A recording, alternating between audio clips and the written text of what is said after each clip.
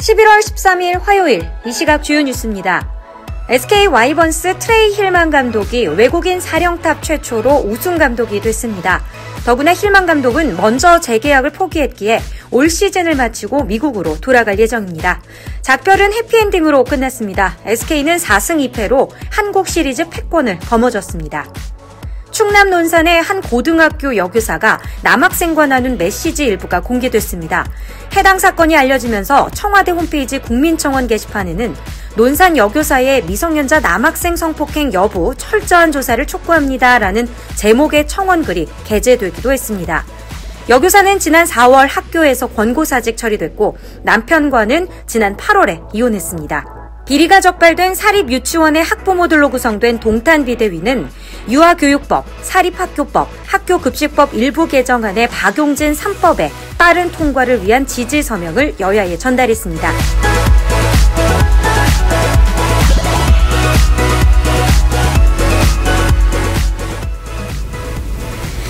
네, 여러분 안녕하십니까? 11월 13일 화요일 아침입니다. 오늘도 아주경제 정치경제부 김태균 부장님과 함께하겠습니다. 부장님 안녕하세요. 네, 안녕하세요. 오늘 아주경제 일면에서 꼽으신 톱 기사 어떤 기사인가요? 정의선 현대차 부회장이죠. 정의선 현대차 부회장이 최근 중국 상하이에서 열린 전시회에 참석을 해서 네. 그 상하이 시장과 그 대담을 했는데요. 네. 거기서 이제 앞으로 중국 시장에 더욱더 투자를 좀 강화하겠다는 취지의 발언을 한 것으로 알려졌습니다. 지금 현대차 같은 경우에는 중국에서 지금 고전을 좀 면치 못하는 상황인데 투자를 더 하겠다. 부회장이 최근에 이제 승진을 해서 그런 건가요? 어떻게 좀 의아한 반응인 것 같아요. 네, 다들 좀 의아하게 생각을 하시는데요. 3분기 현대차 실적을 보면 전년 대비해가지고 한 40% 정도 좀 빠진 그 매출이나 이런 영업이익 차원에서 굉장히 좀 어려움을 겪고 있는데요. 근데 중국차 시장을 빼면 네. 다른 나라 같은 경우는 그 흑자입니다. 흑자가 아니라 성장을 했죠. 근데 중국차를 포함하니까 이게 오히려 작년 같은 기간보다 떨어진 수치가 되는데 그만큼 현대차는 중국의 목줄을 매이고 있다. 네. 이런 표현을 하시는 분들도 많고요. 그래서 근데 이런 와중에 더구나 이제 뭐 아시다시피 그 저희가 사드를 통한 한한령 이런 것들을 보면서 네. 국내 기업이 중국 시장에서 뭔가 성과를 내기에는 지금 굉장히 어려운 상황이고 네. 거기에 큰 타격을 받는 것 역시 그 현대차 마찬가지다. 네. 라고 그렇죠. 판단이 되는데 오히려 중국 쪽에 투자를 강화하겠다라고 한 거에 대해서는 의아해하거나 좀 궁금해하는 사람들이 많습니다. 네. 예. 그 이유가 뭔가요? 사실 이게 현대차의 그 미래차 전략과도 연관이 좀 돼 있는데요. 현대차는 그 굉장히 일찍부터 미래차의 완결판으로 수소 전기차를 그 전략을 썼습니다. 수소 네. 전기 전략을 썼는데요. 최근에 이제 중국에서 수소굴기 전략을 내세우면서 특히 상하이 같은 곳이 수소차 부분에 대해서 굉장히 좀 투자를 많이 하고 집중적으로 정책을 좀 펼칠 것으로 지금 발표를 했는데요. 네네. 바로 이런 중국의 수소차 전략과 현대차의 수소차 전략이 맞물려서 그 떨어진 결과가 아닌가. 그래서 앞으로 이 중국의 수소차 시장을 현대차가 선점하겠다. 그런 어떤 그 의지가 좀 보여진다고 할까요? 뭐 그렇게 보여집니다. 근데 이 현대차의 수소 전기차, 수소차냐, 뭐 전기차냐 이런 논란이 좀 많아요. 저도 좀 헷갈리더라고요. 네네네. 네. 그러니까 우리가 미래차라고 하면 주로 이제 좀 전기차와 수소차로 좀 대별이 되는데요.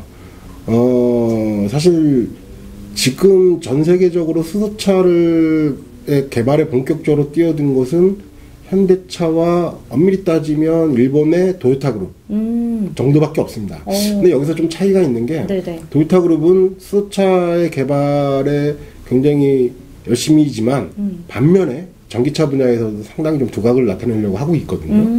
근데 현대차 같은 경우는 전기차 분야가 굉장히 좀 성과라고 할까? 이것이 좀 미흡한 상황입니다. 전 세계적으로 봐도 지금 현재 대세는 전기차 분야인 것 같아요. 네, 네. 미국의 테슬라 뭐 아시다시피 네.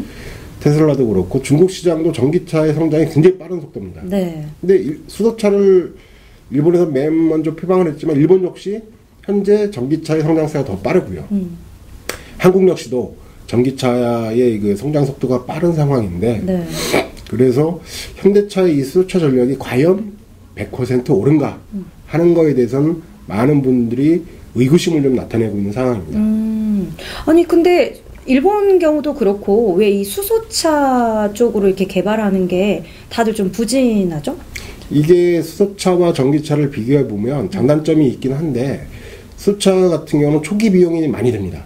아 그래요? 네, 초기 비용이 좀 많이 들고 그리고 수소차량 가격도 새로운 그 수소차 관련된 부품을 탑재를 해야 되기 때문에 네. 거기에 따르는 소요 비용도 상당히 높은 편이죠. 근데 이제 그 일반 소비자들은 입장에서는 그 싼 걸 탈 거냐 비싼 걸 탈 거냐 같은 성능이라고 한다면 결국 같은 뭐 그 친환경 연료 아닙니까? 전기차나 그렇죠. 뭐 수소차나 네. 그렇다고 한다면 그 속에서 선택하는 건 역시 저렴한 좀 더 저렴한 가격의 차량을 뭐 당연히 선호할 수밖에 없는 것이고요. 그렇죠.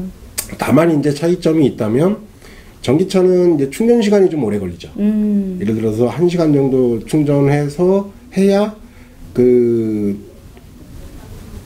되는 상황이고 주행 거리도 좀 짧습니다. 맞아요. 그래서 짧은 게 좀 단점으로 좀 얘기가 되고 있고요. 반면에 수소차는 충전 시간이 굉장히 짧고 반면에 주행 거리는 굉장히 깁니다. 그래서 뭐 한 번 충전으로 지금 얘기되는 건 한 번 충전으로 부산을 왔다 갔다 할 수 있는 수준.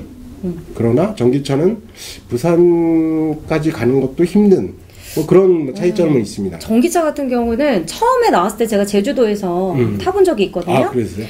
30분도 못 가더라고요. 맞습니다. 근데 중요한 거는 주유소를 찾지를 못해요. 그렇죠. 결국은 이제 보험사 불러가지고 차를 옮길 수밖에 없었는데 뭐 전기차가 대세라고 하지만 저는 개인적으로 타보니까 그런 문제들 아직까지도 해결 안 된 부분들이 많더라고요. 그거는 둘 다 마찬가지인데요. 소위 말해서 이제 인프라, 그러니까 주유소죠. 네. 그 전기차나 수소차나 지금 인프라 역시 그 특히 수소차는 더 안 갖춰져 있죠. 네, 우리나라는 그렇죠. 전 세계적으로는 마찬가지고 전기차는 이제 한참 각 나라 정부에서 전기차 보급 계획들을 발표를 하고 했기 때문에 우리나라도 마찬가지죠.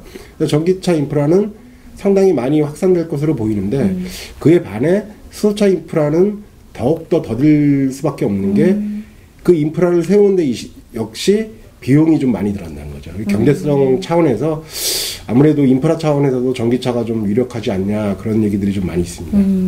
네, 어쨌든 지금 현대차가 수소 전기차 개발에 좀 힘쓰고 있는데 중국에서도 지금 좋은 평가가 나오고 있는 상황이기 때문에 네. 또 반전의 기회를 잡을 수 있을지 기대를 조금 해보겠습니다. 오늘도 좋은 말씀 해주신 부장님 감사합니다. 네, 감사합니다. 네, 오늘도 출근길 화이팅 하시고요. 저희는 내일 아침 8시에 다시 찾아뵙도록 하겠습니다. 시청해주신 여러분 대단히 고맙습니다.